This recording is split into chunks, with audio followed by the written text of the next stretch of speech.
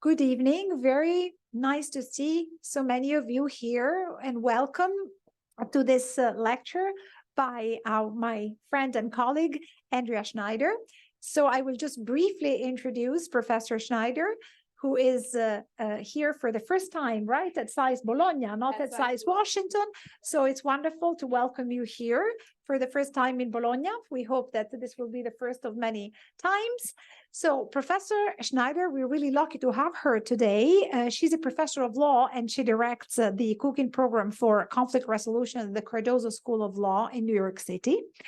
So prior to joining Cardozo, Professor Schneider was the director of a nationally ranked dispute resolution program at Marquette University Law School in Wisconsin. And she taught negotiation, ethics, and international conflict resolution for a very long time. And she also acted as the inaugural director of the University Institute for Women's Leadership. Professor Schneider has published very extensively in the field of negotiation, plea bargaining, negotiation ethics, gender and international conflicts. I do want to mention her recent book on discussions in dispute resolutions, the foundational articles. And I would also like to mention the fact that she is the founding editor of a blog called Indisputability, right? She also started the Dispute Resolution Works in Progress annual conference.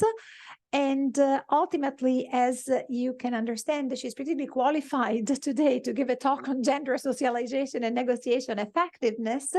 So, Andrea, you have the floor for about half an hour, and then we will open up the floor for the Q&A session. Thank you very much for joining us today.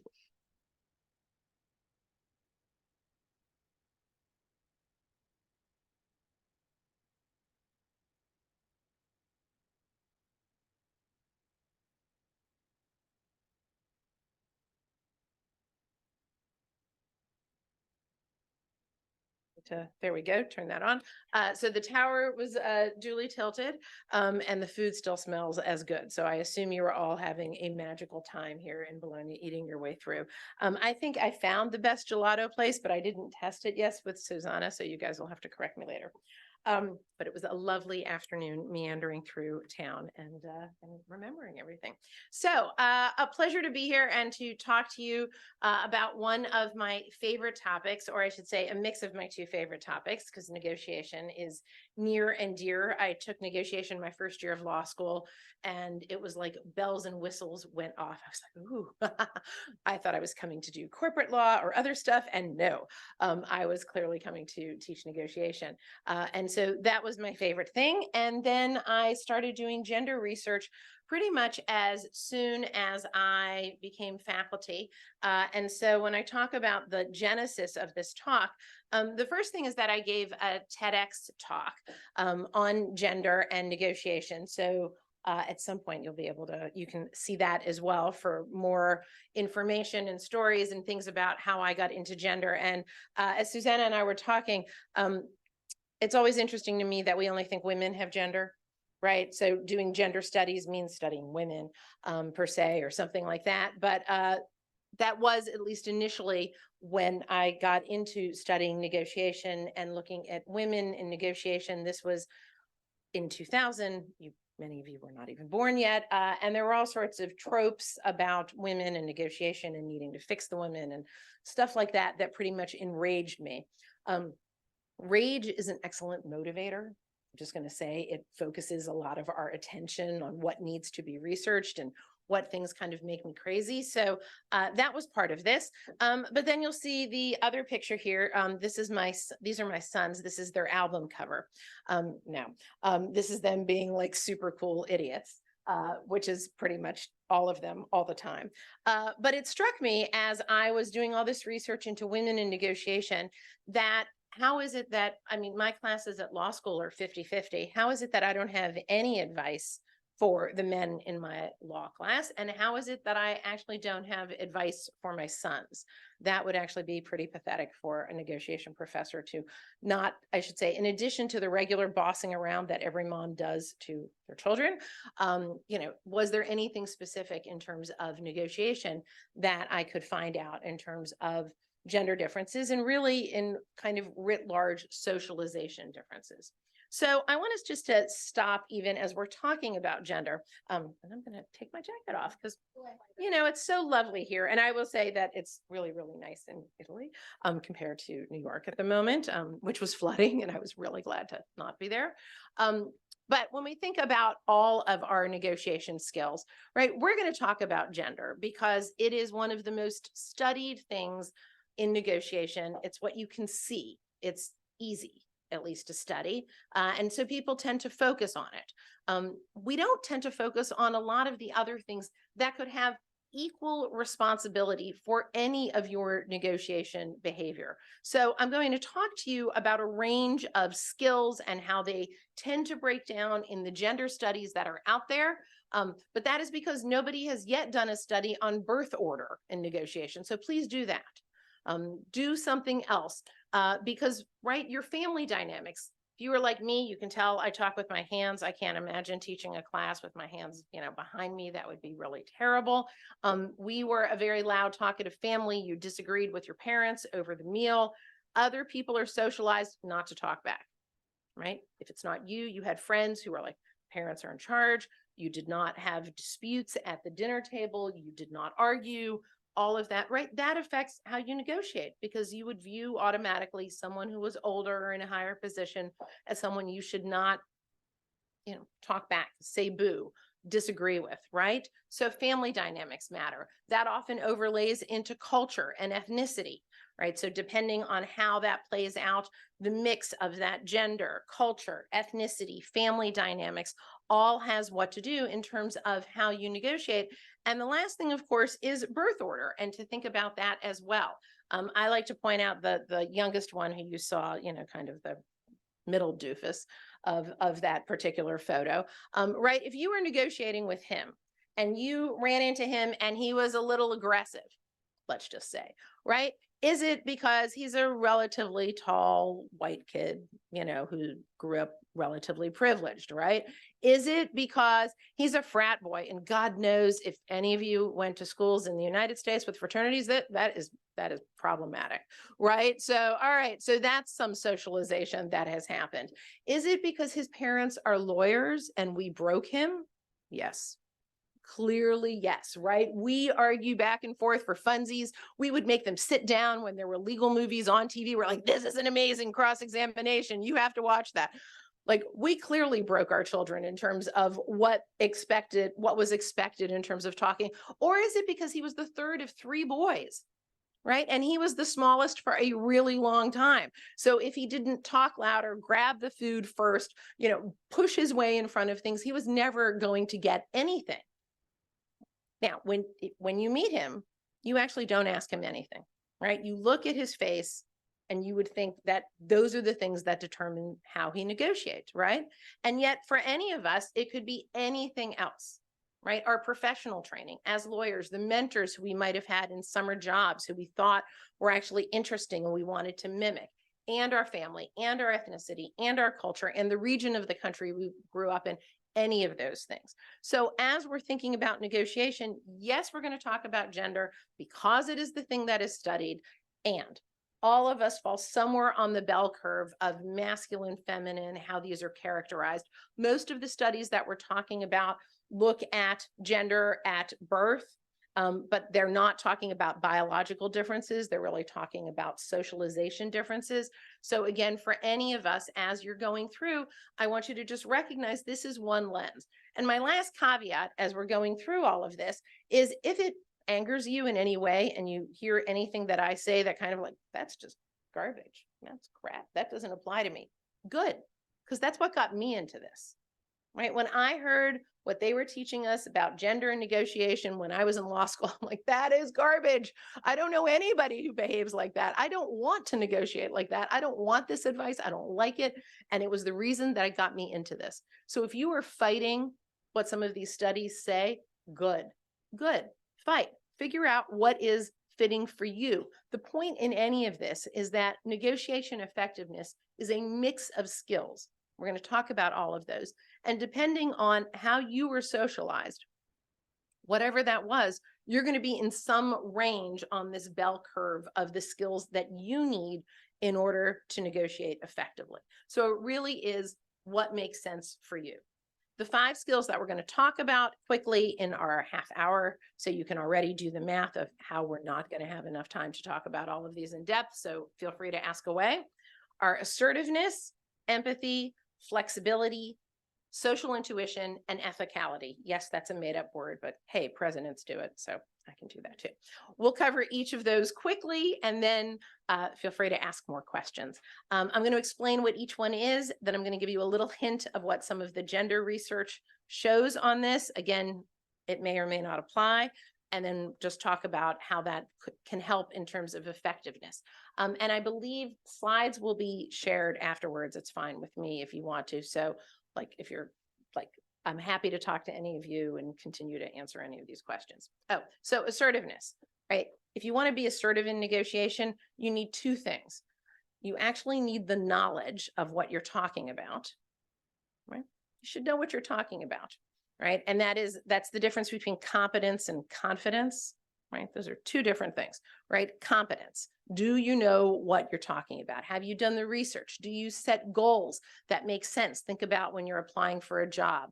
Have you done the salary research? Do you know what you should be asking for? Do you set a limit, right? If they don't offer me this, I'm going to Starbucks, thanks. They're just up their hourly rate. I can make more money. And I did have students who said, you know what, I'm keeping my Saturday night bartending job because I make more money on a Saturday night than yes, absolutely, right? What is the worst case scenario, the limit, right? All of that takes research. The second side of this is the presentation. How do you talk about your position, your whatever it is that you're arguing for in a negotiation, right? The smartest person in the world, doesn't matter if they don't open their mouth, right? So are you willing to negotiate, to say what you want, to step up and ask for it, right?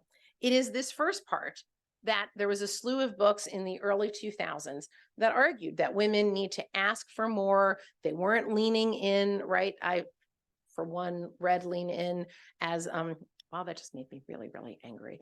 Like, let's blame the woman for not leaning in, as opposed to all of the reasons she is not, right? And all of the structural things. Do love the one piece of advice that who you marry or partner with really, really matters. And she had a pretty good one there, right? In terms of thinking about all of those balancing. Happy to come back to that. But basically, this was some of the research coming out in the early 2000s that argued that women don't view opportunities to negotiate as negotiations and that they're not asking for it. And so dove in when these books came out. This was part of the rage, I have to do more research kind of thing. And what it turns out is that many of the studies that were looking at how women negotiate study 18-year-olds in Psych 101 classes in games. Did any of you guys do that? Took your psych classes, got to do experiments, got paid for them, right? Super fun, right? Well, here's a thought. The way we behave at age 18 is not actually the way that we behave in the workplace. That's a good thing. Most of us should not peak at age 18, right? It is a long way down if you have peaked at 18, right? Think about it. Your behavior, the way that you present yourself, your willingness to assert and negotiate shouldn't be measured, or we shouldn't be giving advice on what happens to 18-year-olds. Moreover, what we were looking is only at salary negotiations right at graduation. Did you negotiate your first offer? I've got to tell you, I didn't either. Just want to pause for a second, right? I was actually hired, wait for it, to teach negotiation at a law school. I was so excited. I took it on the spot. Yes. Oh, you're an idiot, right? And so for all of us, right? Our first job, we're very excited about things. We're going to grab it. And again, that's not our best behavior. That's not where we start, right? I mean, that's where we start. That's not where we end up. What we know now in looking at more developed studies is that women tend to negotiate about more things, right? So not just the salary. Are you looking at, what are your hours? What's the promotion schedule? What are the responsibilities? Do you get assistance and support? When are you being reviewed? What are the benefits? What are not only the healthcare benefits? What are other, childcare benefits? On and on and on, right? Women are more likely to look at an entire package, right? Which at the end of the day is the stuff that keeps you happier at your job, right? So women will negotiate over more. We know that in more recent studies done in the last decade, more and more, we're not seeing these differences in that will women negotiate in the first place. So the rates of men and women negotiating at the job is the same. This study is out of Australia and then more recently out of the United States. And we also know that once women are trained to negotiate, so now consider yourself trained, right?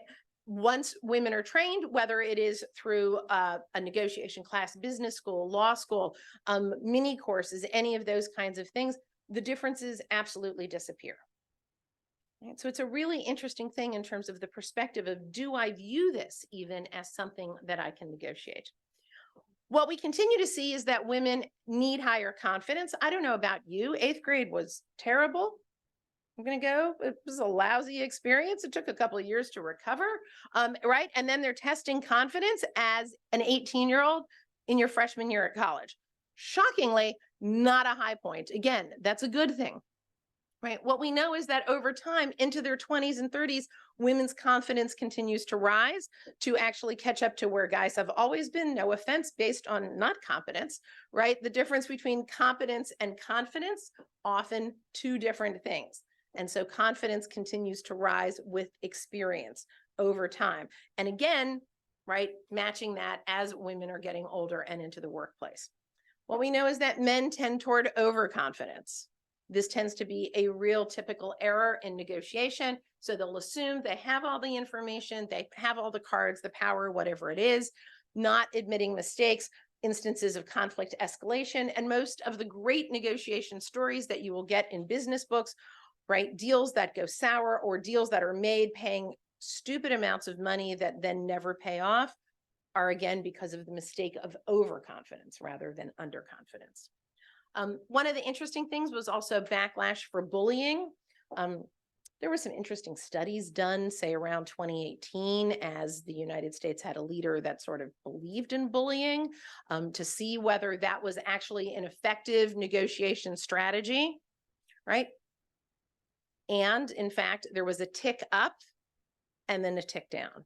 So we now know that more recent studies show 2016, 2018, showing that in fact, both men and women will face backlash for aggressive language rather than assertive language. So really thinking about that bullying as an approach, maybe if you're the commander in chief, perhaps perchance, but not for really anybody else, and definitely not in the workplace.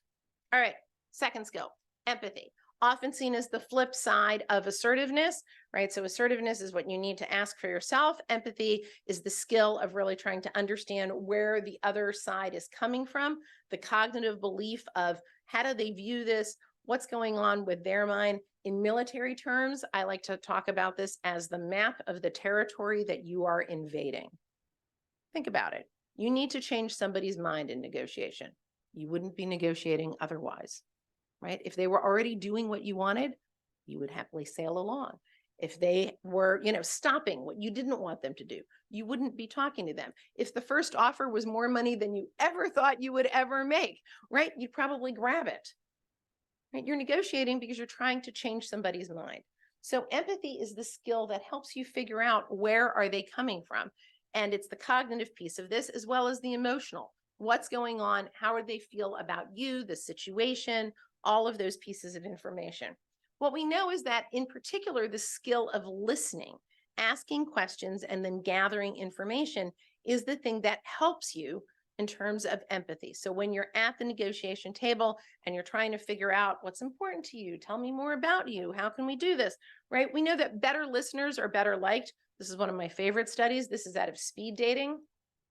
Right? If you're trying to land as many dates in 5-minute segments as possible, do not talk about yourself. Ask questions. Those are the people who get the dates. You're welcome. Think about it.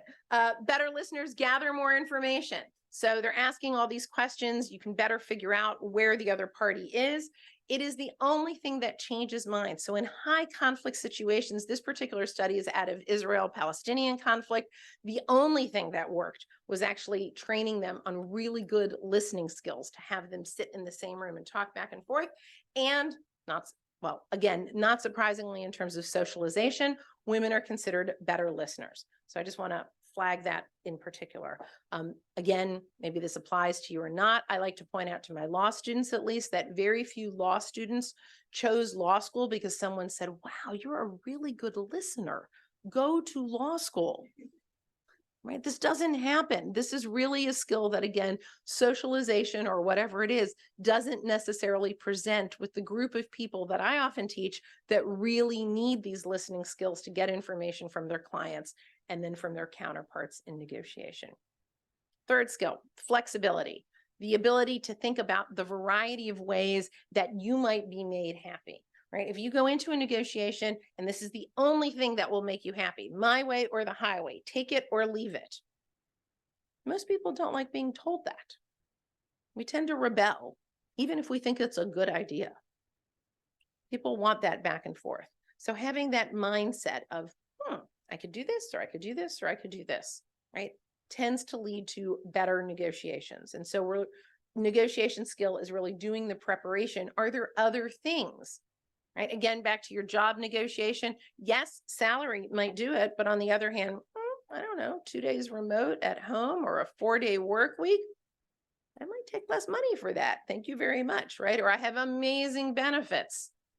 I'm going to take less in salary, right? That's the flexibility to say there are a number of things at the table that could make me happy. I want to think about that. Process flexibility is when you're going into the negotiation, how do you deal with each other at the table in negotiation? So an effective negotiator is going to be able to use an array of skills in order to be persuasive, in order to work with the other side. And so this is the idea of, maybe I'm a little bit more competitive here, but then maybe I'm more collaborative, or I'm going to compromise on this or that. And again, having that flexibility in the negotiation process itself. We know that flexibility, by the way, there's no study that I've seen, and if you have, please share it, that says that women or men are more creative or things like that. That tends to not be a gender determining thing. Lots of other things go in. The only thing that we found in terms of gender differences is that flexibility requires a lot more information gathering, right? Trying to figure out, well, could it be this? Could it be this? Could it be this?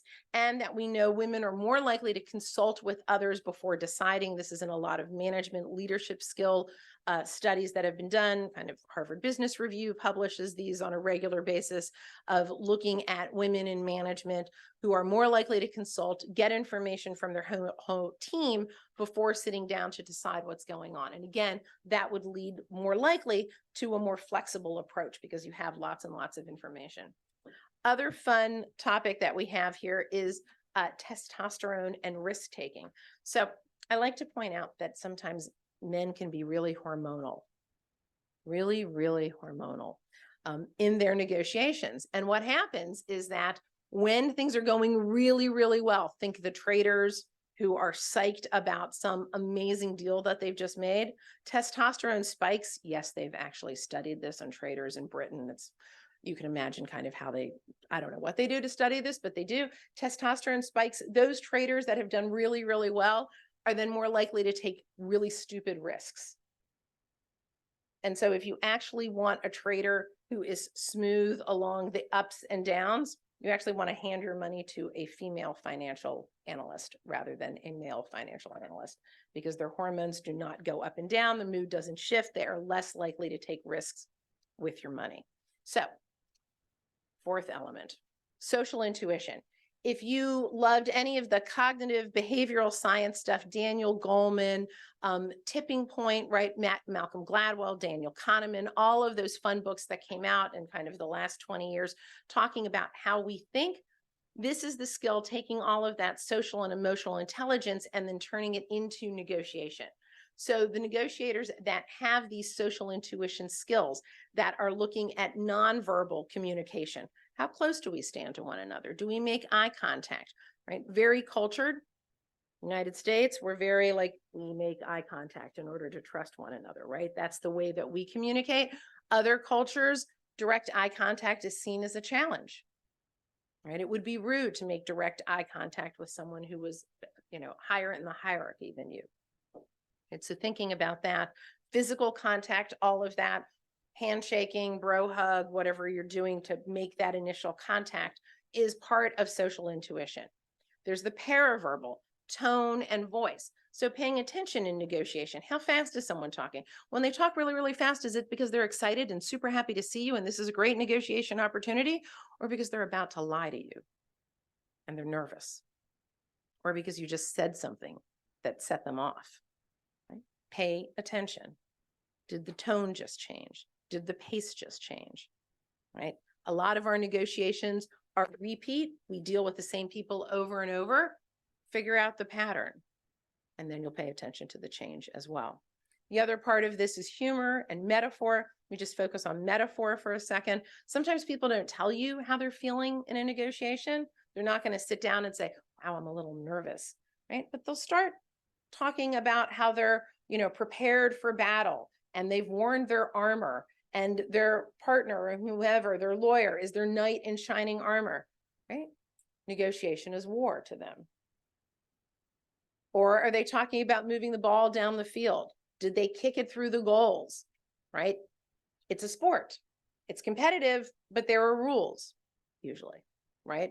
And you begin again each time. Are they talking about building? We're going to build a bridge. We're going to have a foundation, right? We're going to make a connection. Negotiation is building. And that's a real positive metaphor to think about. So all of those are ways to pay attention to what's going on with the party across the table. And in social intuition, you need to know what's going on with yourself and then read the other side as well. Pretty much every single study out there on all of the skills of social intuition show that women are far more socialized to do this better, whether it is reading smiles, reading eye contact, tending to the mood, understanding humor. All of these things are things that are more socialized in women than are men. That's, again, as I like to point out, if I only had one son, I wouldn't have believed these things, but I had 3. So the other 2 were happy to prove that these studies were right, even if the first one did not, right? So really thinking about how we're socialized, which is a mix of all of the different ways that we are brought up. These are all skills that we all want, wherever you are on this, right, on the what do I want to say, on the bell curve of socialization here. One of the interesting things to note, again, both men and women, alpha, as it were, if you were in the NYPD, New York Police Department, or the FBI, or any of the police academies that now train hostage negotiators, right? You already have to be 10 years at least in the force. So you are an alpha. You are good at aggressiveness. You have all of the weaponry and skills to go in and force a conclusion, right? What you get trained on is all the social intuition stuff. How do you read a mood? How do you tell eye contact? How do you build trust? How do you use your tone and pace and all of those things? So we know that this is trainable. And the best negotiators in the world, the ones that you would actually want if you were, wherever, being held somewhere, are the ones that are trained on this. So I like to point out that even though we think so much of this as socialization, it is something that we can start to pay attention to and continue to build those skills. Last one is ethicality, my lovely made-up word that refers to reputation, trustworthiness, trustfulness. It's all about ethics in negotiation.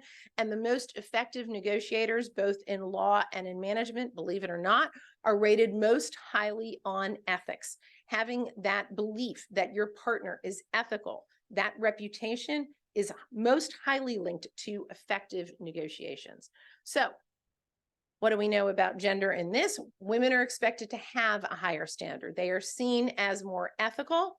On the flip side, they're also more likely to be lied to, right? So it's a pro and con in some of those studies as well. But when you have this reputation, whether it's automatically granted to you as a gift or whether it is something that you've built up in the negotiation, we know that it is really, really important. If you don't believe the person on the other side, you're less likely to share information and you're less likely to come up with an agreement that works for both of you, right? So that reputation building, that piece of thinking, how do you come across?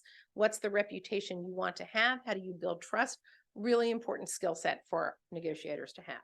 So to review, and then we're going to get started with questions. I want you to be thinking about your own skill source. Yes, maybe you were socialized in one way or another. Maybe these studies applied and maybe they didn't. There's a lot of other things that also explain your negotiation behavior. The most important thing is that if you're trying to improve it, you need to know where you are now, right? When you open your mouth and like, ooh, that's my dad. Okay, maybe that's a good thing. And maybe it's not, right? How do we continue to modulate that?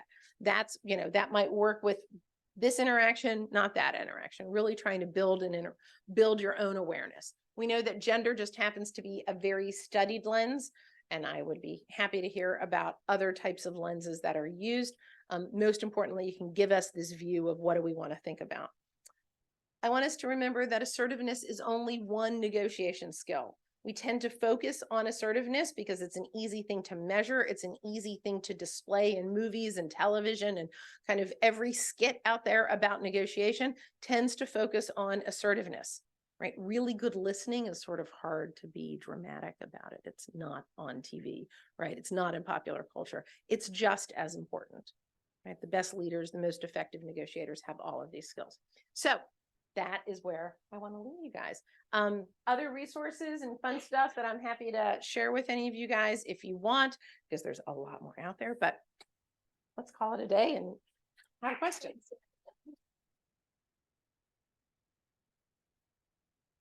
Okay, so thank you so much for this presentation. We can now open up the floor to our public.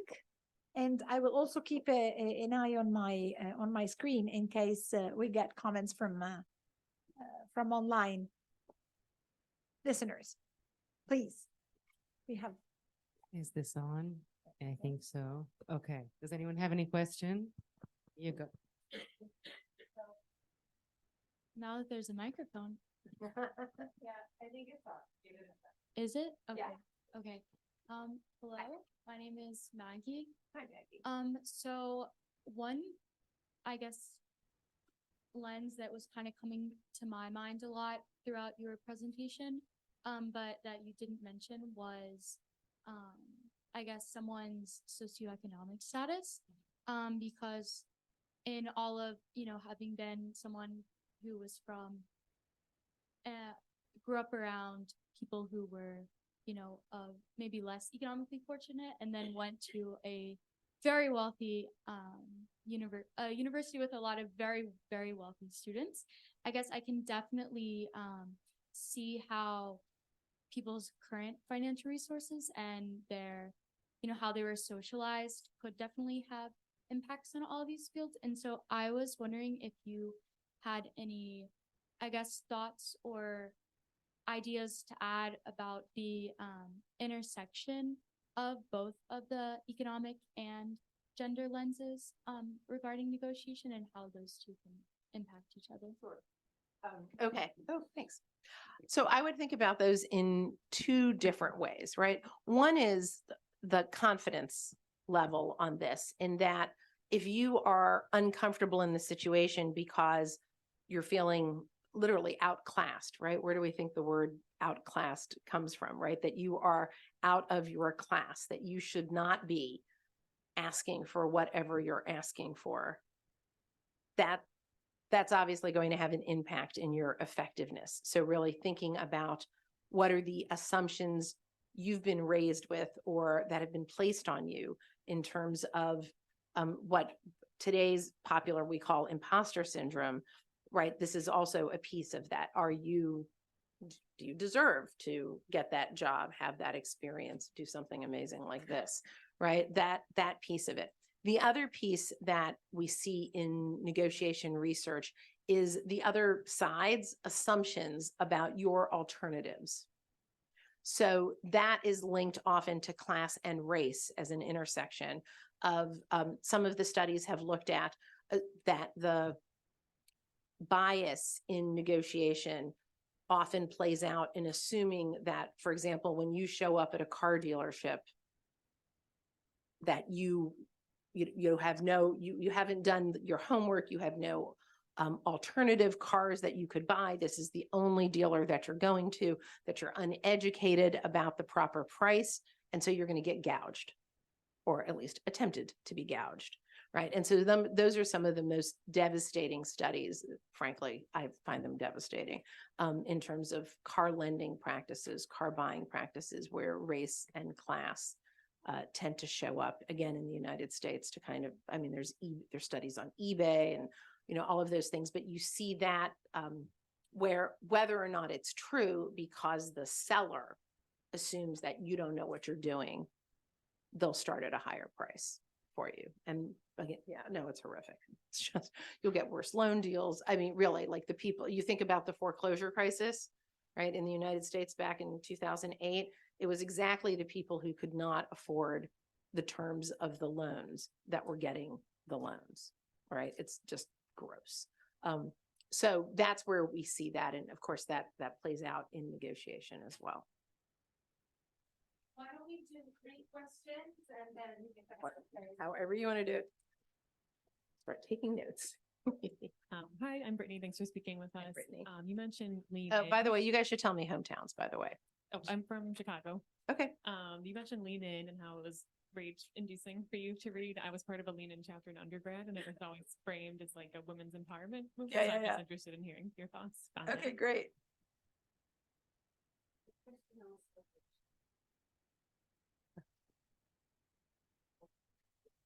Hi, I'm Awantika from Nepal. Thank you so much.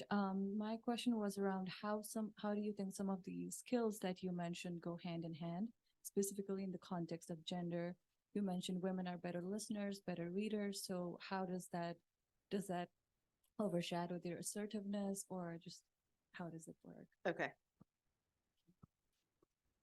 Hello, my name is Lydia. I'm from France. I actually have 3 questions in one. My first one is because I think this applies to all the women in this room.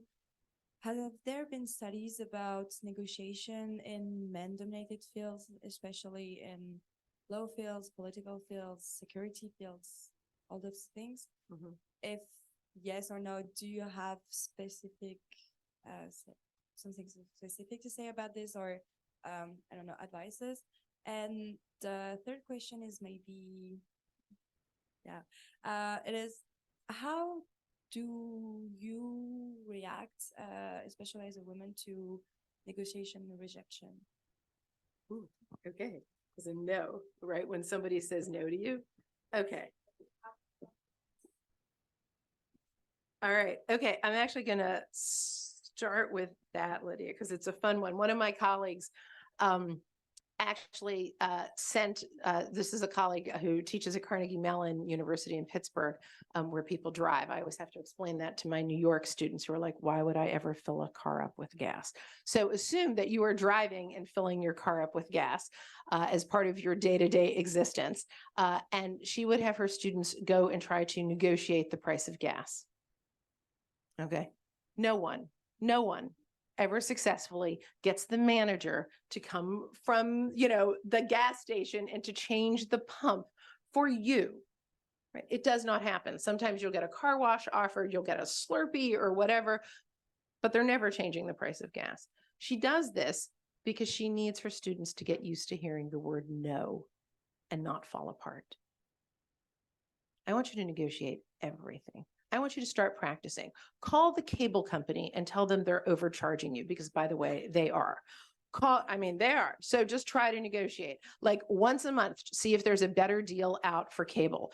Threaten your phone company that you're going to change phones when you're not, of course, going to do that, and see if you can get a better deal on phone. Don't be obnoxious. Do not be a terrible person, right? These customer service, Lord knows they are not paid enough to deal with you being really not nice. In a lovely, firm voice. Get used to hearing no, and your phone will still stay on and the cable will still work, right? And you still will be in a lovely apartment, right? Whatever it is. But part of this is that we have been so socialized that it is this fear of rejection freezes us from asking what is a perfectly fine thing to ask. If we don't hear the word no, we're not asking for enough, right? If the moment you ask for a raise at work, somebody's like, yeah, sure, or you'll appreciate this, our child, the middle one, whatever, graduated in pandemic land, right? So in 2020, there wasn't a graduation. I don't believe it. I still haven't seen proof of the degree. Maybe he graduated. He started a startup, okay, which is what you do when you're home living with your parents. Please do something to keep yourself sane, right?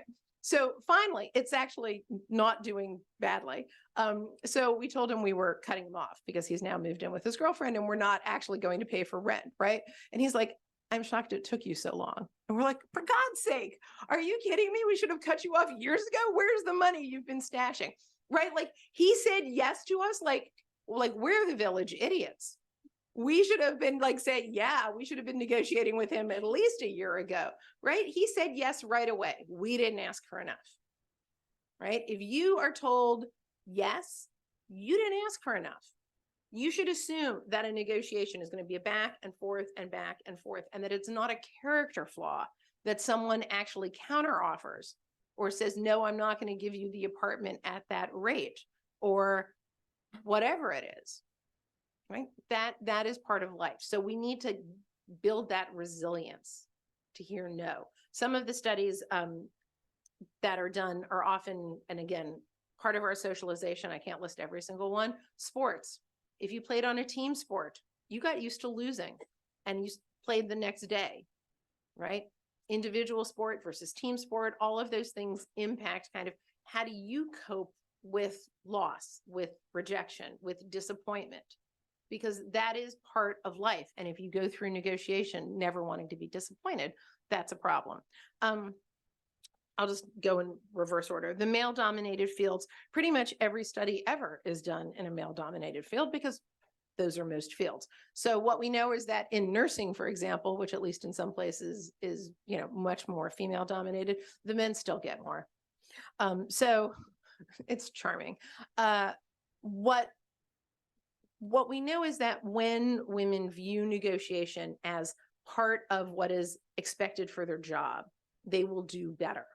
And so it's in different contexts, it's been called the power of three. If you're the only female academic, there's one study out there, if you're the only female scientist in the department, you're actually just less likely to negotiate because you're already the only one and you feel like you're already imposing, right? The imposter part of this.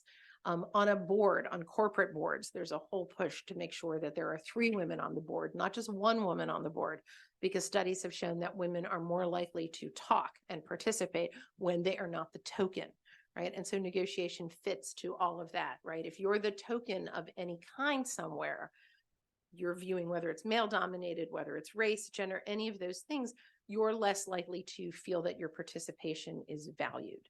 And so that's part of that. Antigua, you had asked about listening, right? And so how are you balancing this? So here's the thing, right? I'm sure you guys have all done this, right? You've walked into a professor's office and you've noted whether she actually seems willing to talk to you or not, right? And it's not even a conscious thing, but you look, does she look up? Does she make eye contact? Does she smile? Or is she typing busily, barely looking up, not making eye contact? That's the part of social intuition that's really useful, and it's useful as a negotiation skill. Pay attention to what's going on, right? Is someone willing to have this back and forth?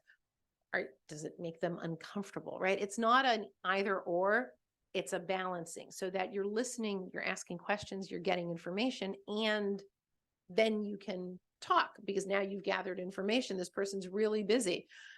I want to talk to you about blah, blah, blah, blah. Great. Let's make an appointment. You know what? It looks like you're really busy right now.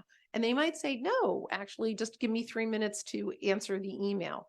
That's my thing. If you interrupt me in the middle of sending an email, I will forget to send the email. So I'm going to ask you to please see, let me finish the email and then I'll be with you kind of thing. But that's the listening right? It's paying attention to what's going on and also then using that information to ask for what you want.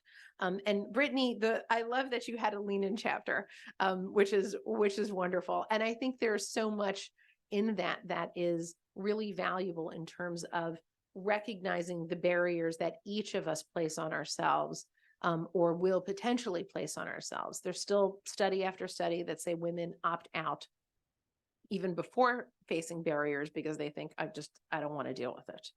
Right. And so to the extent that Lean In is telling you, stop it, knock it off, I love it. What I don't like about Lean In is how it was used in so many ways to say, well, the pay gap is because women don't negotiate. So it's not our fault, fill in the blank, company, law firm, your favorite Target, whatever it is. It's not our fault. It's women's fault. And if they asked, we promised we would pay them equally. Not true. So that's the part that, again, enraged me. Oh, okay. Question on this. Can I talk about cross-cultural differences? So I think where we really see the cultural differences are those expectations, I would say in two areas. One is the social intuition. Basically, every one of those social intuition skills is culturally based, right? How do we use eye contact? How fast or slow do we talk? Does the tone of voice, my kids at one point said to me, they're like, Grammy, my mom, always seems angry. I'm like, no, that's just her tone, right? It's actually not. That's just how everything is kind of always like in a rush, in a thing. And they're like, did we do something wrong? Nope, that is her. That's just the way that it is. It doesn't mean anything, right? That's part of the socialization. That is a cultural difference as well, right? I speak some Italian. It sounds beautiful, right? Italians always sound like they're saying, I love you, when they could be, telling you you're an idiot, right? German, like seriously, when they're saying they love you, they sound like they're arguing with you, right? There's some, it's true. Like think about like what those like, you're like, okay, I'm so glad. Thank you so much. Right. I think, right. Like some of it is just in our culture, in our language, there's the ways that we speak that really have nothing with the actual words, but everything in that tone and pace and things like that. So all of those are absolutely cultural differences. And the other side is assertiveness, really that whole understanding of, again, in the US, I have more women from a Hispanic background. And if you're laying on kind of Latin American masculinity, family assumptions, who's the one who's supposed to stay home, take care of the parents, so on and so forth, right? For them to be assertive in a negotiation is leaping over 50 different, it's just different in terms of stereotypes and expectations. And so understanding that, again, if someone's growing up to be a lawyer and to be assertive is really, you've got to deal with that in a different way. So I think you want to recognize what they are. Hi, I'm Mel. I'm from Baltimore. Hi, Mel.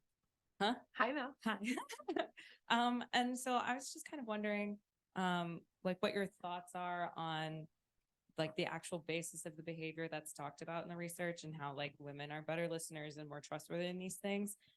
Like, are these studies suggesting that these are inherent qualities of someone's assigned gender at birth, or is it more so just like the result of the social constructs surrounding gender? And like expectations placed around people's assigned genders at birth. And I'm interested to hear like your thoughts on this. If there's like a conversation about this in your work, and also if there's research that is extending past like the gender binary, yep. Or if like sexuality has an impact, all those things. Great. Okay, great. Hi, I am Amelia. I'm from the Minneapolis area. Hi, Amelia. And during my undergrad, I did a lot of research on civil conflict negotiation and implementation. And I was wondering if you could talk about the effects of having female negotiators in male-dominated spaces like civil or international conflict negotiation. Okay. Hi, Professor. Thank you so much for being with us today. My name is Veronica Angela, professor here at SAIS, Risk in International Politics and Economics. And I had a question. These are such valuable insights, really, really important, particularly at an individual level, right? So to get all this stuff in and adjust behavior and be flexible and so on. But I was wondering, what kind of impact does it actually have at the policy level? Because these are thinks that in the end, it's still about how do we change? How do we adapt to context? Whereas these are systemic issues. They're important. And I'm not sure that there's enough training that women can actually pull out to be able to bridge that gender gap. And also, I would like to maybe just say one thing that I'm not buying, which is that women don't hear the word no enough. I'm pretty sure we're really good. No, at hearing we it. hear it. We just fall apart with it.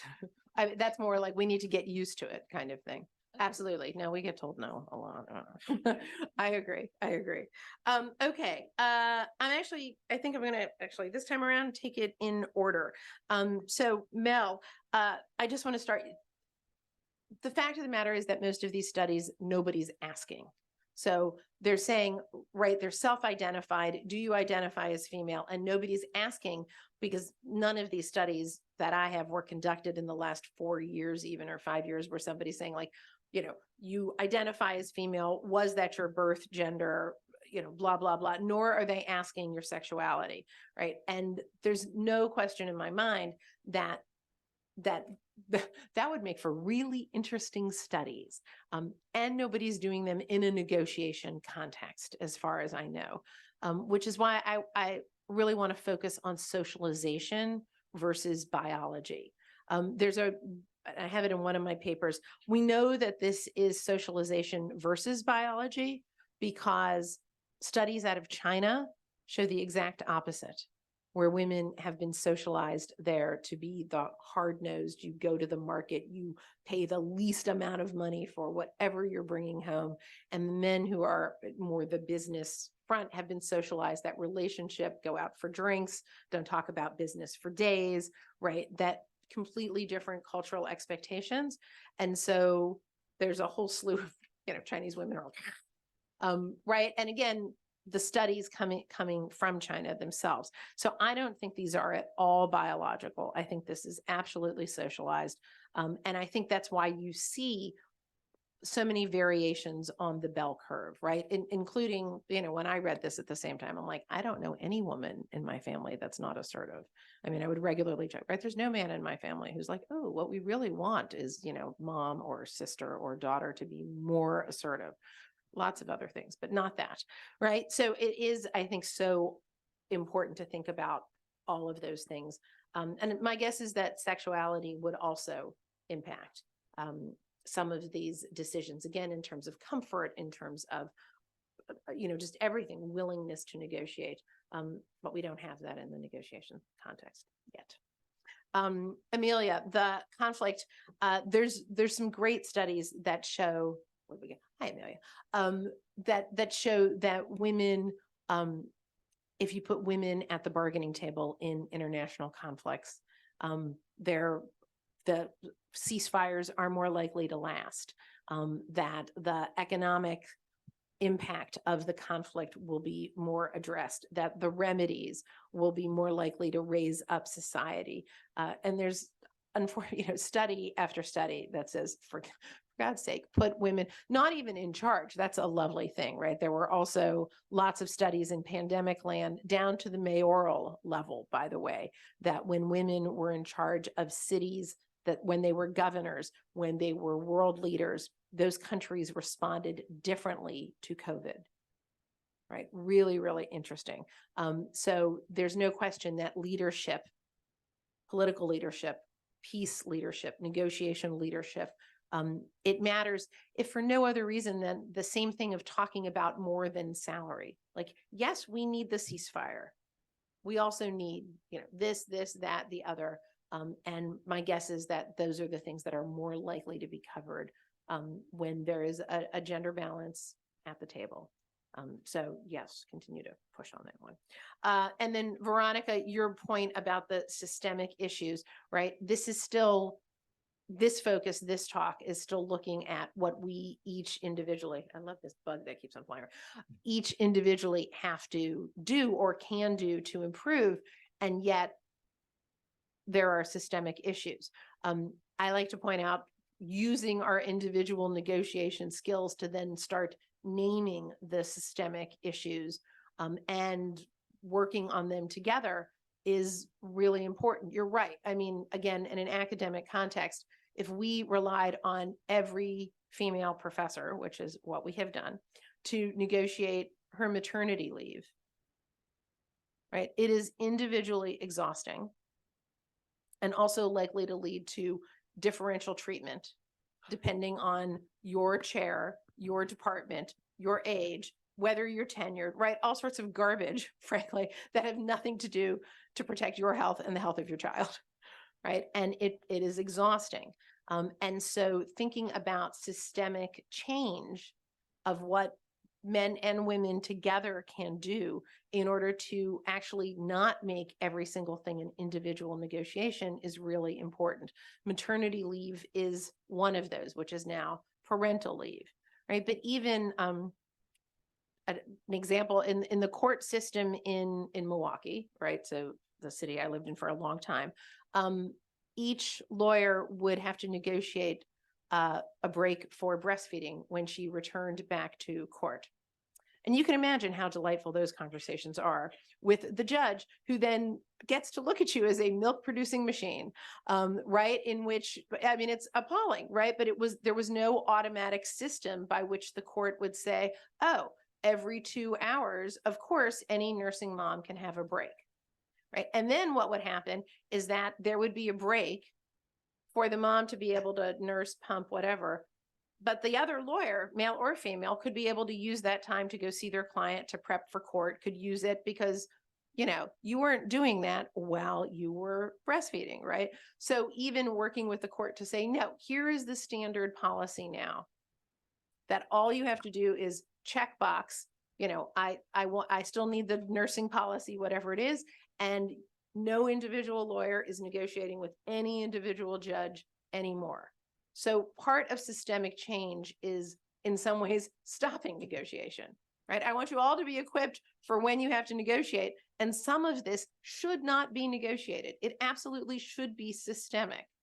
I'm thinking about pay equity across the board, transparency, right? You see the laws now in some jurisdictions where you can't ask about your prior salary, because that was used in order to keep, you know, if you didn't negotiate the first time, Exhibit A, right? And then they found out that I was the village idiot the first time, it meant that I would never be able to get up to market.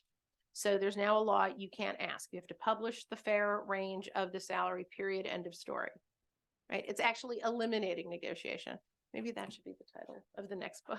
The next article should be How to Stop Negotiating, right? But it really is this looking systemically, because when we leave it to each individual person, it's exhausting and it's not going to be fair.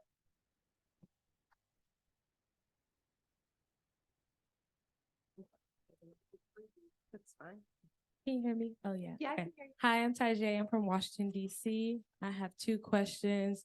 The first is, what are things that you considered when taking this job? Like, what were things that you negotiated for or inquired about? And the second question is, as for the environment or work climate, on average, would you be able to assess if women feel comfortable negotiating aspects of the job that may impact their comfortability or contentness in the workspace? Can you tell me a little bit more about what you mean by environment? Like, you know how, I guess I can be more descriptive in like how I felt working in the last place that I worked at. Like, oftentimes women would gather and talk about how it's difficult for women to do this, or it's difficult because I'm on my cycle, or I can't go into a room and like just like scream and cry a little bit, or like I'm having a hard time like not getting annoyed because of my hormonal levels changing. Like different things are just like being pregnant and like being expected to work and not, or like grieving and not being able to grieve the loss of a friend or family member while you're at work. Like, is it because they think that you can tolerate it because you've always been able to overcompensate? Just a bunch of different things that like people may feel like I can't complain about this because they'll look at me a certain type of way or expect that I can handle it because of different aspects of like my identity, but mostly gender. All right. I hope that makes sense. That was great. Thank you. Appreciate it. Hi, I'm Moxie. I'm from the Philadelphia-ish area. And I'm just wondering about, like, in your experience, kind of like the intersection between gender and age. Like, at what age did you feel confident enough to be confident, like, outwardly? Like you said, you got a job teaching negotiation right out of school, I guess, and that seems pretty quick. So how did you kind of create a confident aura around yourself from the get-go. Okay. Can you also talk about assertiveness and sometimes this, if you're a woman, you're judged negatively for assertiveness also in negotiation and in life, and the requirement kind of to be gentle and feminine and approach things with a smile when perhaps you don't want to, both in work environments and family too. Yep. Okay, great. And I think there was what? Hello. Hi. Good afternoon or good evening. My name is Max. I'm from Vestal, New York. Throughout this time, first of all, thank you for the presentation. It was very clear. I appreciated the structure. What struck me in the course of your presentation was that it assumed a certain level of good faith, or at the minimum, a certain base level understanding in front of each other. I'm wondering, how do you deal in a negotiation with somebody who has active contempt for you or who is hostile to you? No, because you mentioned Israel-Palestine, and Right. I'm Armenian and I'm thinking about the Karabakh conflict. So how do you deal with somebody who doesn't even respect your existence? Yep. No, I know that's tragic, kind of, but yeah. Okay. All right. So I have 4 and we'll play here. All right. All right, Susanna, I'm gonna start with you. So actually some of the studies that showed women, so some of the studies where like women and backlash, and this was kind of highlighted as, oh, you've got to be careful. Actually, when you dive into the language that was used for this, it wasn't assertiveness, it was aggressiveness. It was really being an ass to the other side. And not surprisingly, like, people don't think that's charming. And that was true for both men and women. I think, again, some of this is the socialization of smile, be kind, get along. That actually works for all genders. Flattery works, even when people know they're being flattered. Like, oh, Professor Schneider, that was a really well organized talk. Thanks, Max, you're so adorable. Thank you. Right? Like, it totally works. It always works. And it works regardless of gender, that kind of smoothing language. My one of very early article I did on lawyers and negotiation and talking about how, this kind of problem solving, but lawyers should not be jerks. And my dad was like, who's in business, and he's like, so you did a study of hundreds of people to find out what every business person knows already, which is you're going to sell more with honey than with vinegar. Why? And you get tenure for this garbage, right? I mean, he was having a great time. But like anybody in business knows that you actually need to be assertive with that coding of getting along. Right? Of being kinder, of listening to people. And that is regardless of gender, what we've seen for both men and women. I think for those of us who worry it is a backlash, again, remember it's important for the men too, right? Nobody wants an aggressive jerk either way on that. Can I say something about Yes, this? please. 'Cause I This know you are. conversation reminded me of an interview where Hillary Clinton was explaining that she found a lot of difficulties conveying her passion because she says, Donald Trump can just bang and yell, etc. Many men politicians can somehow shift from passion to anger, and that is wonderful. But if I try to do that, I get hammered. Yes. Because women are not expected to lose their marbles. They're expected to, to keep their composure. So I think somehow there are different expectations. There are, and I think there's no question in terms of politicians and on a public stage. One of the interesting things is, I think for lawyers, for example, that popular culture does a lot with getting us used to expectations, right? And so to the extent that we have Judge Judy, right? That there's judges now all over, or female litigators in every, whether it was Boston Legal or, pick your favorite law, I grew up watching Law and Order, right? Whatever your show was, you saw women lawyers being really assertive. And so women in the studies that I've done of lawyers, there's absolutely no backlash at all for being assertive on behalf of a client. Now, if right. I think for politicians, and I mean, I have another article in 2008 looking, again, when you were teeny tiny, but if you really want to get enraged at some point, look at election coverage in 2008, how Hillary Clinton was covered and Sarah Palin was covered, right? You could be smart or you could be likable, but you could not be both. Right. So Sarah Palin was the village idiot, albeit likable. And Hillary Clinton was, I mean, there was every word under the sun, super duper smart and super duper unlikable. Right. And that kind of political coverage narrative gets played out. The good news is that doesn't actually get played out in most one-on-one negotiations in a workplace where we're dealing with each other kind of over and over and over.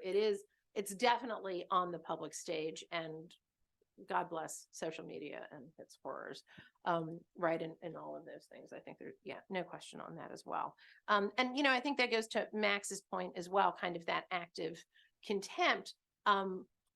Look, with all the skills in the world, I'm not sitting down with the orange-haired Rainey of this morning.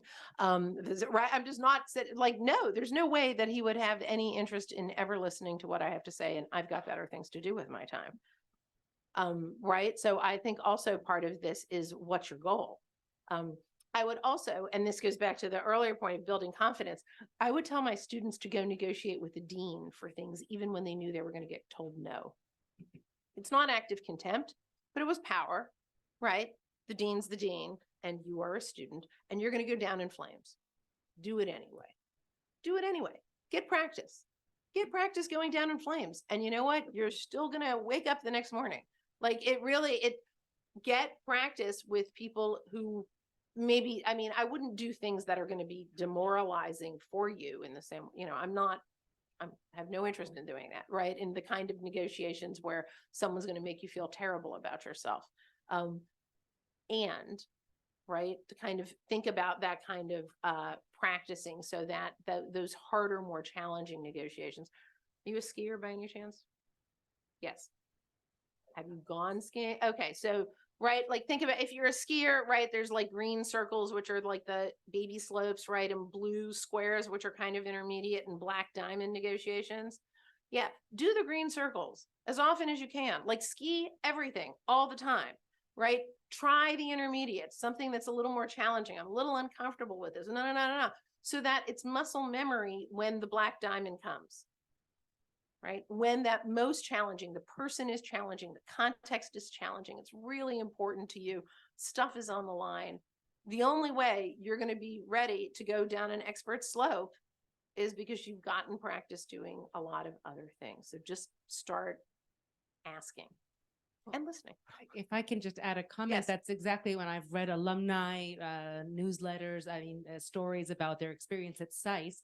SICE acts as those blue slopes, as those green slopes, and it's a international group of students, and these classrooms and negotiations and the discussion in them are, test examples for a future international negotiation when these students are out working, as a diplomat or in the World Bank. They have had those green slopes here at SICE. Right. So- I absolutely, I would agree with that. I know we have a moment, or should I answer the last two? Okay, really quick. Gender and age, I think is totally, was that one there? Yes. Gender and age, absolutely linked. This is part of the just ask for it. And I will say, like, having just negotiated a move across the country in a brand new position, I didn't do it alone, right? Like, yes, I teach this all the time. And yes, I knew I needed to negotiate. And I had a posse of colleagues of, another dean talking to me about what should I negotiate? How is this going to go? Going over timing with me. There's no reason to do this on your own. You're going to get practice and you have a team. And this goes to the work environment as well. Like, there's stuff, it's hard, right? Life is hard. It's supposed to be hard, right? We're not going to sail it through.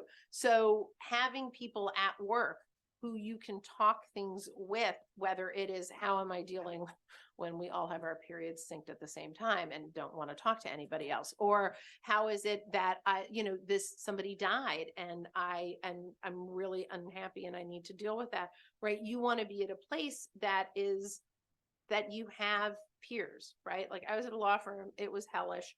I love the people I was with, right? You're like, go team, this is great. I mean, this sucks, but oh my God, we're together. Well, it sucks. Yay. Right. Because that's part of what lifts you up. So there's no reason to do any of these things by yourself in the work environment. I think those are the things that I consider the most. What was the faculty that I was joining? Who were the people I was going to be grabbing coffee with and spending lunch? At the end of the day, yes, money is lovely and one needs it for security. And after that, who am I talking to every day and what's that environment? And is it going to bring me joy? Sort of like Marie Kondo, but not, is it really going to make me happy? And it is having those teammates, as it were, people in the same situation who are going through whatever you're going through, because you don't have to come up with every single idea yourself. You're not going to come up with every idea yourself. So use your team, whatever that team is. So on this lovely note, thank you so much, Andrea, for being with us tonight. And thank you all. I hope we will be able to entice you to come back to I Bologna. would happily come back. Hint, hint, nudge, nudge. Ask for me to come back. By the way, resources are there. Feel free to email me. I have a few brochures about our LLM program at Cardozo. So just in case you were thinking about coming to New York to add on to the degrees you already have, which are impressive, come to New York and hang out with me. And I'll answer any questions about that too. Thanks. Thank you to my hosts. Yes. Totally fine. Naja. I'm happy. So much fun. I'm gonna grab one. Yes, please. I've used the Cardozo law clinic before. Yeah, I worked for an Carolina for like a small documentary film company that does fair use analysis and trademark analysis. And yeah, it's great. So yeah, that's wonderful. Yeah, good. You call with any questions. Hi, let me. I know you're gonna try to. Grab it. I'm saying good. Myself again. I'm also the president of the Global Leadership Club, and we're going to have after dinner. Also, for okay, good. Thank you. That is perfect. So you're going to make it right. Even here, wherever you want. Wherever you want to sit, Naja. I have 3 books too. They're the best. They're the best. That's important. Yeah, it's funny because at some point they're going to see a tape of how I talk about them. Like this, and I'm like, well,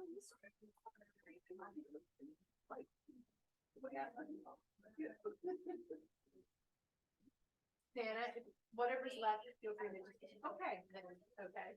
Well, I'll leave another 2 in case some students want to have it. Thank you for coming. This was wonderful. Enjoy your dinner. And Thanks for coming. Appreciate it.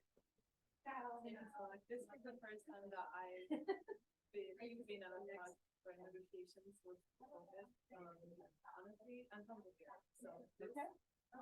That's something which is well, you'll bring it to Bulgaria.